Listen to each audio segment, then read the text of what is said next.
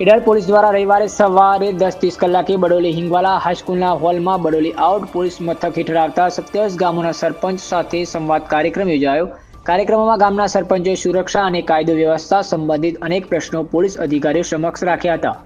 બડોલી ગામના સરપંચ રાજુભાઈ પટેલે જૂના પોલીસ સ્ટેશન આવાસને બસ સ્ટેન્ડ કે હાઈવે નજીક સ્થાનાંતરિત કરવા આઉટ પોલીસ સ્ટેશન મથકની જગ્યાએ પોલીસ સ્ટેશન ફાળવવા સાથે ગ્રામ પંચાયત તરફથી સંપાદન સહિત સહયોગ આપવાની ખાતરી આપી હતી। વાસડોલ ગામના સરપંચ રાઠોડ ભૂપેન્દ્રસિંહે પોલીસ સ્ટેશન સાથે મહિલા પોલીસની નિમણૂક કરવાની તથા ગુના નિવારણ માટે તાત્કાલિક માહિતી આપવાની સુવ્યવસ્થા કરવાની રજૂઆત કરી હતી। ઈડર ડીવાયએસપી સ્મિત ગોહિલે તમામ સરપંચોને પોલીસ તરફથી હંમેશા પૂર્ણ સાથ સહકાર આપવાની ખાતરી આપી હતી।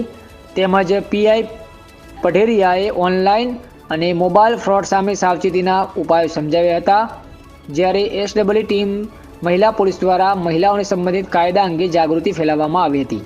તો પરિસંવાદ ઈડર વિભાગ DYSP Smit Gohil, Idar PI CG Rathod, PI DR Padheriya, PSI DP Zala, Badoli OP in charge PSO Bhupendrasinh, Joravarsinh Sisodiya, Pravinsinh Makansinh Revar, Ashaben, Jayshreeben સહિત અન્ય પોલીસ સ્ટાફ તેમજ આજુબાજુના ગામના સરપંચો ઉપસ્થિત રહ્યા હતા। અહેવાલ સંજય નાયક।